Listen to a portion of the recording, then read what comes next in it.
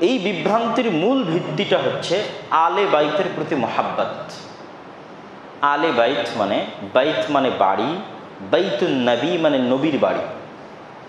তো আলে বাইত মানে নবীর বাড়ির যারা অধিবাসী, রাসূল সাল্লাল্লাহু আলাইহি ওয়াসাল্লামের বাড়িতে যারা থাকেন, রাসূল সাল্লাল্লাহু আলাইহি ওয়াসাল্লামের যারা আত্মীয় স্বজন, তাদের প্রতি মহাব্বত বা ভালোবাসা।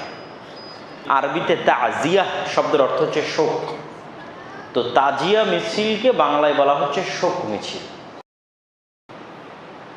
আমরা পবিত্র জিলহজ মাস অতিক্রম করে মুহররম মাসের দিকে এগিয়ে যাচ্ছি এবং মুহররম মাসের 10 তারিখ আশুরা মুহররম, যা ইসলামের ইতিহাসে এক অন্যতম শ্রেষ্ঠতম দিন।